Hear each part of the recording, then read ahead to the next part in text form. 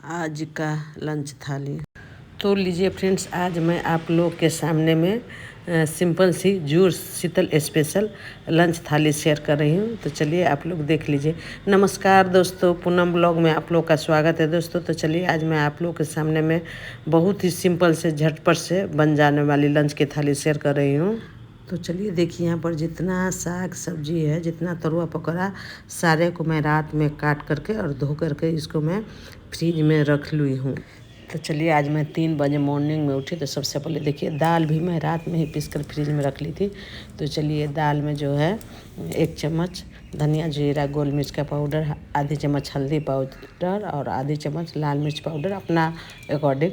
उसके बाद देखिए अजवाइन का है कि बेसन में अजवाइन ज़रूर डालिएगा, सुपाच्य होता है, पचने में मदद करता है।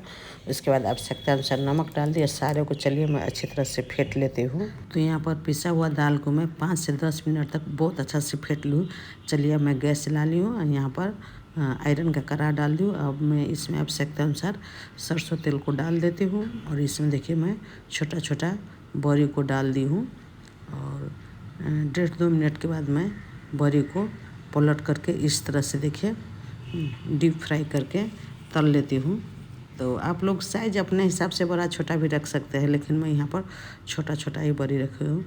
तो लीजिए ये बड़ी तैयार हो गया। अब सारे बड़ी को मैं इसी तरह से तल करके निकाल लेती हूँ। तो बेसन से भी बना सकते हैं, लेकिन आज मैं यहाँ पर दाल से ही बड़ी तैयार कर ली हूँ। तो चलिए अब सेकेंड बैच बड़ी को भी मैं इसी तरह से तल लेती हूँ। तो आज हम लोग के मिथिला में कढ़ी बड़ी ज़रूर बनता है। हर घर में आपको इस तरह से कोई बेसन का बनाते हैं, कोई दाल का बनाते हैं, अपना अपना सुविधा के हिसाब से। मेरे पास दाल था ही तो मैं सोची कि चलिए दाल का ही बना लेते हैं। जब भी टाइम कम रहता है तो बेसन का बनाते हैं। तो चलिए अब मैं सेम कढ़ाई में सरसों तेल, तेज़पत्ता, मेथी, जीरा और सरसों डाल करके सोहजन को भूनने के लिए रख दी है। चलिए यहाँ पर सोहजन थोड़ी देर भुजा जाने के बाद आलू और प्याज डाल दी। उसके बाद यहाँ पर सरसों, टमाटर, अदरक, लहसुन को मैं पीस ली हूँ। इसमें घर का बेसिक मिर्च मसाला डाल दी हूँ। चलिए बीच बीच में यहाँ पर मैं सोहजन को चला लेती हूँ। तो देखिए बहुत अच्छा से आलू, सोहजन और प्याज भुना चुका है। इस स्टेज पर जो ये पिसा हुआ सरसों और टमाटर था सो, और जो बेसिक मसाला डाली थी सो डाल दी हूँ।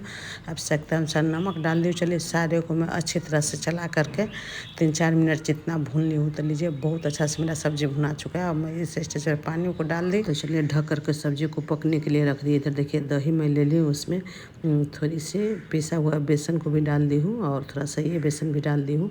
और वही आवश्यकता अनुसार मिर्च मसाला, हल्दी पाउडर, लाल मिर्च पाउडर, धनिया जीरा गोल मिर्च पाउडर, नमक, सारे को मिला करके इधर कढ़ी बनने के लिए रख दी हूँ। बीच बीच में कढ़ी भी चलाती हूँ और बीच बीच में सब्जी भी देख लेती हूँ। तो लीजिए मेरा कढ़ी पक चुका है करीब करीब। तो जितना हमको बड़ी चाहिए उतना बड़ी को मैं डाल दूँ। बड़ी डालने के बाद भी एक बार मैं खौला लूँगी। और इधर देखिए चावल का आटा, बेसन ले ली, उसमें आवश्यकता अनुसार हल्दी पाउडर छोटा चम्मच से 1 चम्मच, लाल मिर्च 1 चम्मच आधी चम्मच, धनिया जीरा गोल मिर्च और नमक सारे को डाल दी हूँ। अजवाइन भी डाल दी हूँ और बीच बीच में कढ़ी भी चला लेती हूँ। चलिए सारे को बेसन को अच्छे से मैं मिला लेती हूँ पानी डाल करके, जितना मोटा पतला चाहिए। तो यहाँ पर बहुत पतला मैं नहीं की हूँ। चलिए अब गैस पर कढ़ाई डाल दी हूँ, सरसों तेल डाल दी हूँ। अब सबसे पहले परवल का पकौड़ा मैं बना लेती हूँ। और इधर देखिए मेरा सब्जी पक चुका था। सब्जी को मैं गैस बंद कर दी। इधर परवल को मैं 1.5-2 मिनट बाद इस तरह से पलट ली हूँ। तो चलिए उलट पुलट करते हुए मैं परवल को पकौड़ा इस तरह से फ्राई कर ली। तो चलिए इसको मैं निकाल लेती हूँ। और इसी प्रोसेस से अब मैं यहाँ पर आलू का पकौड़ा तल रही हूँ। तो आलू का पकौड़ा तलने में भी वही 4 से 5 मिनट का टाइम लग जाता है। तो पकौड़ा जब भी लो टू मीडियम गैस पर ही तलिएगा। तो लीजिए सेम प्रोसेस से अब मैं बैगन का पकौड़ा भी तल रही हूँ। बैगन पक जाने के बाद फिर सेम प्रोसेस से लौकी का भी पकौड़ा बनता है। आज हम लोग के लिए ना ढेर सारा पकौड़ा बनता है। तो लीजिए उसके बाद यहाँ पर मैं करेला का पकौड़ा भी बना लिया। अब ये देखिए लास्ट में खमरुआ का पकौड़ा मैं तल रही हूँ और लास्ट में हरा मिर्च भी तलना भी बाकी है। उसके बाद देखिए यहाँ पर मैं पापड़ और तिलौरी उसको भी तल लेती हूँ। काहे कि ना आज एकदम अंधेरे में सूर्योदय से पहले सारा खाना बनता है। तो इसीलिए मैं पापड़ तिलौरी को भी तल लिया। अब सेम कढ़ाई में लाल मिर्च, उसके बाद तेज़पत्ता और जीरा का तड़का लगाई थी, लेकिन मैं क्या बोलते हैं अजवाइन रखना भूल गई थी। लहसुन डाल दी थी, हरा मिर्च, तो फिर थोड़ा सा साइड में अजवाइन डाल दी। उसके बाद देखिए यहाँ पर मैं प्याज टमाटर डाल करके भून ली हूँ। चलिए अब ये तड़का मैं कढ़ी में डाल देती हूँ। तो लीजिए अब मेरा कढ़ी में भी तड़का लग गया। अब मैं नहा धोआ कर सबसे पहले भगवान घर में आ गई। तो चलिए मेरा पूजा पाठ भी 5:30 बजे मैं कर ली। तो पूजा करने के बाद देखिए सबसे पहले मैं कहाँ आ गई, राजा रामचंद्र जी के मंदिर में।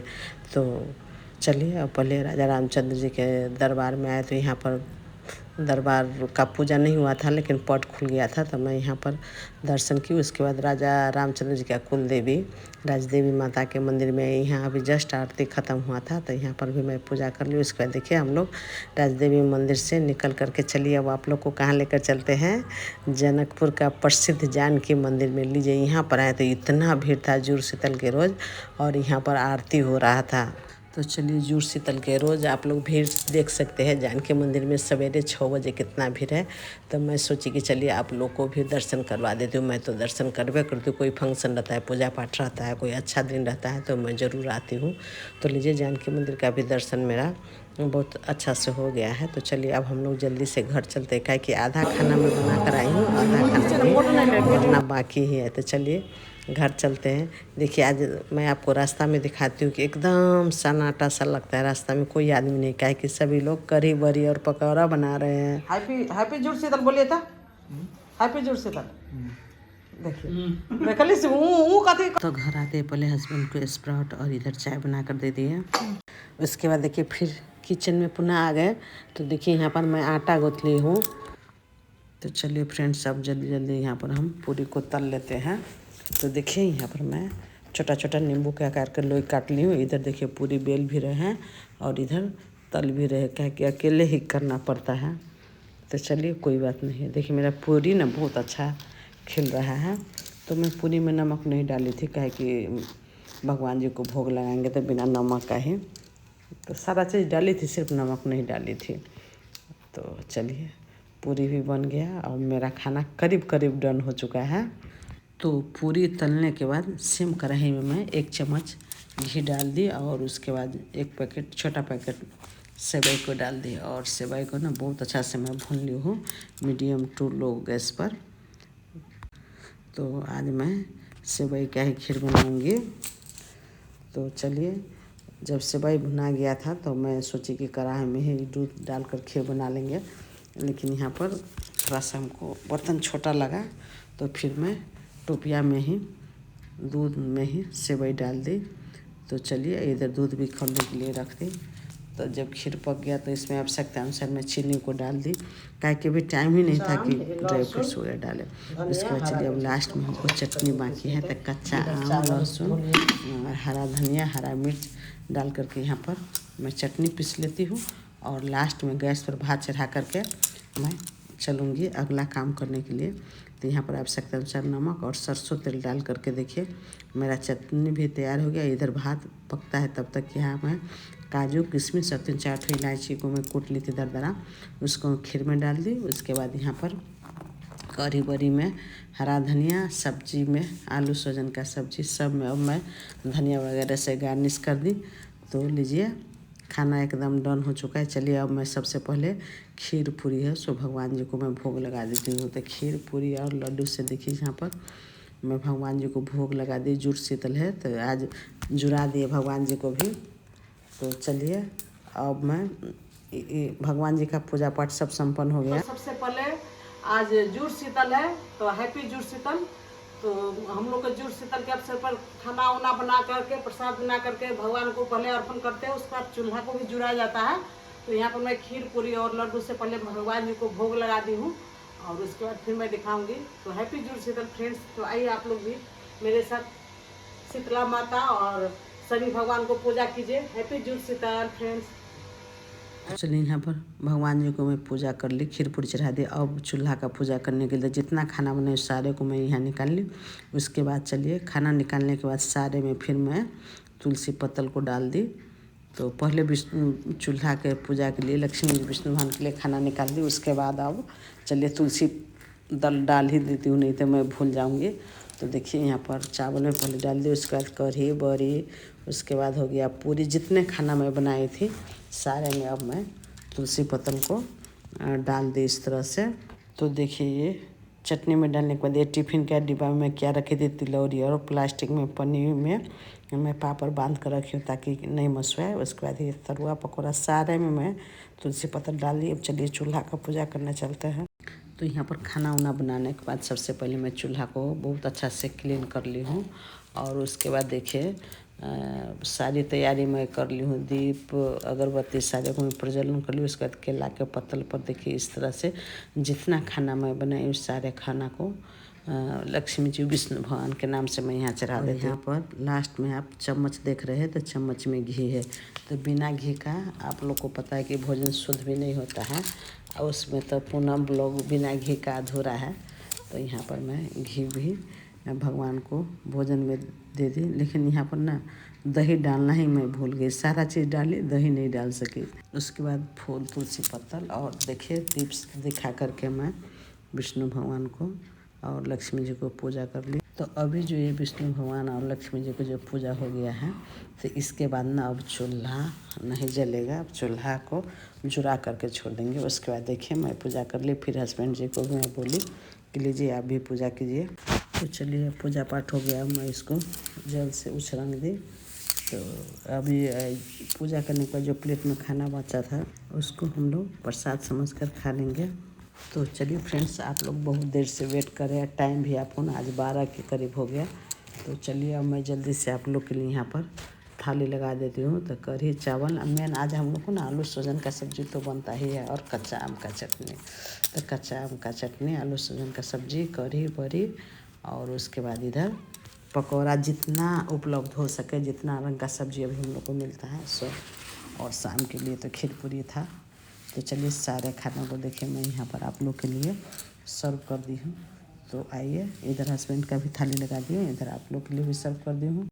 तो लीजिए फ्रेंड्स, मिथिला बिहार का प्रसिद्ध पावन जुड़ शीतल स्पेशल लंच थाली देखिए आप लोग के सामने मैं शेयर कर दी हूँ। तो लीजिए फ्रेंड्स, पहले आप लोग आइए खाना का एंजॉय कीजिए।